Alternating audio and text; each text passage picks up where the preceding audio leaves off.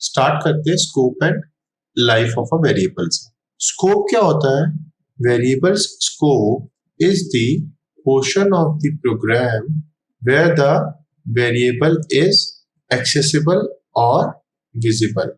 तो वो प्रोग्राम का वो पोर्शन या वो पार्ट जहां पे वो वेरिएबल हमें एक्सेसिबल है और हमें दिख रहा है कि हाँ, मतलब कंपाइलर को पता चल रहा है कि हाँ, इस नाम का कोई वेरिएबल एग्जिस्ट करता है, उसको बोलते हैं स्कोप ऑफ द वेरिएबल।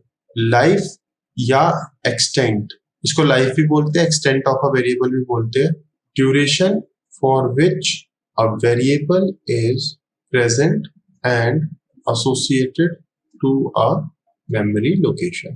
तो वो टाइम जब एक वेरिएबल प्रेजेंट है हमारा, कहां पर प्रेजेंट है? मेमोरी में, और उससे एसोसिएटेड भी है, तो वो लाइफ होती है।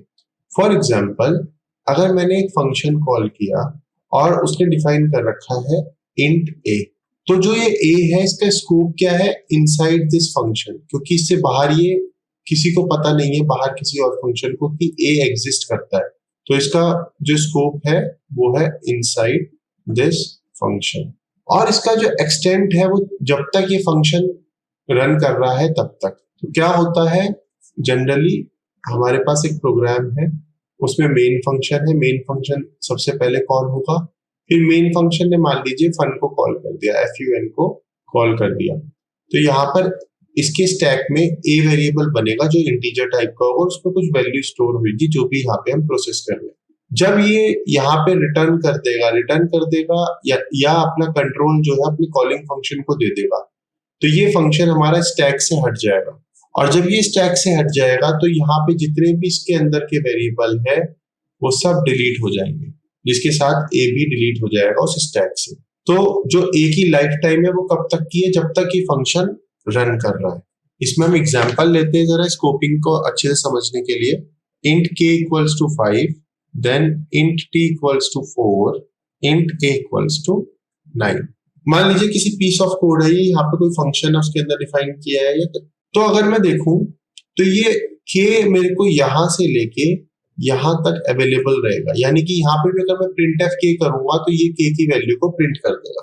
पर इस t को मैं सिर्फ इसी ब्लॉक के अंदर एक्सेस कर सकता हूं और इस a को भी इसी ब्लॉक में कर सकता हूं। तो इस ब्लॉक के अंदर मेरे पास दोनों k and t are accessible here. इस ब्लॉक के अंदर मुझे k और t दोनों एक्सेसिबल है, और इस ब्लॉक के अंदर मुझे k and a both are accessible. क्योंकि यहाँ पे जब इनर ब्लॉक में आता हूं मैं, तो वो इनर ब्लॉक वाले को पता होता है कि आउटर ब्लॉक में क्या है, पर आउटर ब्लॉक वाले को इनर ब्लॉक का नहीं पता होता। यानी कि अगर ये आउटर ब्लॉक यहाँ पे मैं एक्सेस करने की कोशिश करूंगा इस टी को, तो मैं एक्सेस नहीं कर सकता। और यहाँ पे तो टी मैंने अभी तक डिफाइन किया ही नहीं है, तो मैं एक्सेस तो कर ही नहीं सकता। प्रोग्राम जो होता है वो टॉप से बॉटम कंपाइल होता है, ध्यान रखिए। तो अगर मैं यहाँ पे कुछ यूज कर रहा हूँ नीचे, तो वो ऊपर डिफाइन हुआ होना चाहिए। तो यहाँ पे अगर मैं टी यूज कर रहा हूँ, यहाँ पे डिफाइन ही नहीं है इससे पहले, और यहाँ पे करना चाह रहा हूं तो वो इसके स्कोप में नहीं है, क्योंकि उसका स्कोप जो है वो इस ब्लॉक तक। एक और एग्जांपल लेते हैं। फॉर एग्जांपल, ये प्रोग्राम हमको गिवन है, तो जब हमें ब्लॉक्स वगैरह गिवन हो तो हम ओपन और क्लोज ब्रैकेट को नंबर कर सकते हैं। तो यहाँ पे 1, ये 1 यहाँ क्लोज हो रहा है, ये 2 यहाँ क्लोज हो रहा है, ये 3 यहाँ क्लोज हो रहा है। इस चीज को ध्यान से कर लीजिए और उसके बाद ये क्वेश्चन इजी हो जाएंगे। अब इसको एक एक करके देखते हैं। यहाँ पे मेरा एक वेरिएबल i डिक्लेयर हुआ और उसकी वैल्यू थी 5। यहाँ पर मेरा दूसरा i डिक्लेयर हुआ, उसकी वैल्यू है 3। तो जब यहाँ प्रिंट करेंगे तो सबसे पहले वो अपने स्कोप में सर्च करेगा, क्या वो इस ब्लॉक में से i पता है कोई है? हाँ, i है 3, तो ये प्रिंट कर देगा यहाँ पे 3। फिर हम एक और ब्लॉक ओपन किया, उसके अंदर यहाँ पे मेरे पास आ गया i और उसकी वैल्यू आ गई 2। अब जब यहाँ printf i किया तो ये पहले अपने ब्लॉक में सर्च करेगा, अपने ब्लॉक में है i है और उसकी वैल्यू है 2, तो यहाँ पे ये प्रिंट कर देगा 2। फिर इस अंदर वाले ब्लॉक में आए, इसने किया i माइनस माइनस। अब यहाँ पर इसे i पता नहीं है, तो इसके खुद के ब्लॉक में क्योंकि i है नहीं, तो ये अपने एक ब्लॉक पहले जाएगा। तो यहाँ पे क्या कर देगा, ये इस i की वैल्यू को 1 कर देगा। तो जब यहाँ प्रिंट होगा ये प्रिंट हो जाएगा 1। फिर ये आ गए हम 3 से बाहर। अब इसने किया printf i।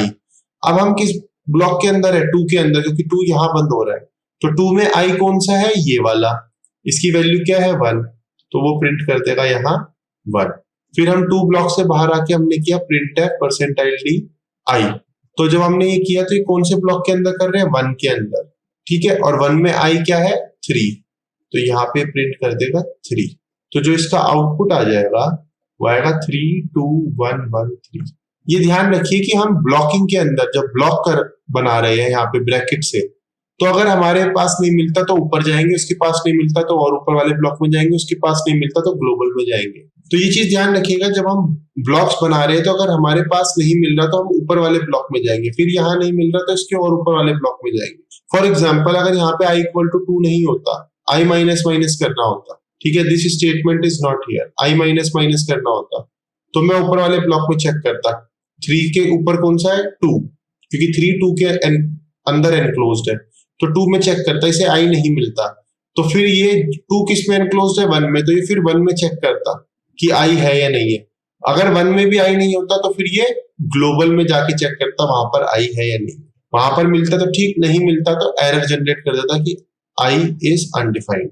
Let's take one more example जिससे हमें समझ आएगा कि लाइफ क्या होता है, लाइफ या एक्सटेंट क्या होती है किसी वेरिएबल की। फॉर एग्जांपल हमारे पास ये एक प्रोग्राम है, int try static int k equals to 5 k plus plus return k, int a equals to try b equals to try printf percentile d a comma b। अगर मुझे ये नहीं पता होता कि स्टैटिक क्या कर रहा है, स्टैटिक किस लिए यूज होता है, तो मैं इसे चलाता, मैं क्या करता, यहाँ से ट्राई कॉल किया, ट्राई आया, k डिफाइन किया, k प्लस प्लस किया तो 5 की जगह अब 6 हो गई वैल्यू, रिटर्न k किया तो a की वैल्यू हो गई 6।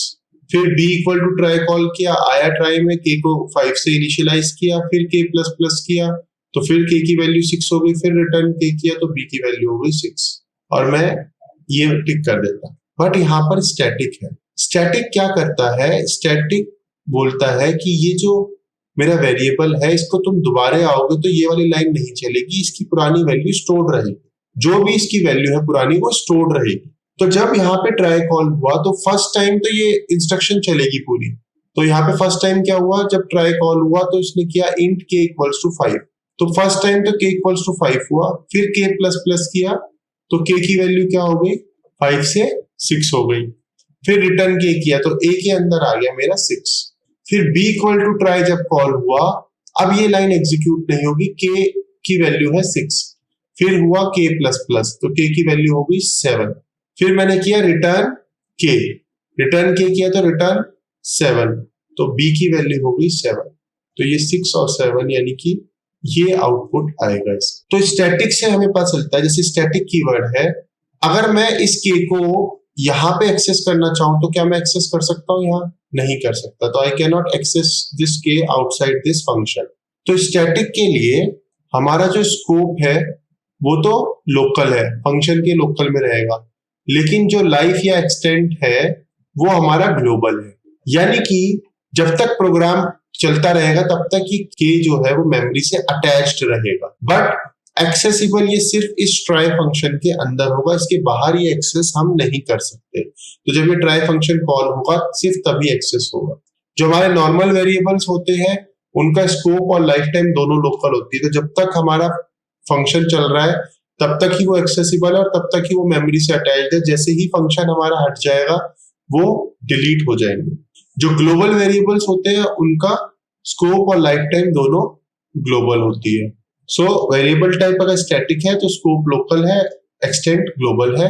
वेरिएबल टाइप अगर लोकल है तो स्कोप और लाइफ दोनों लोकल है।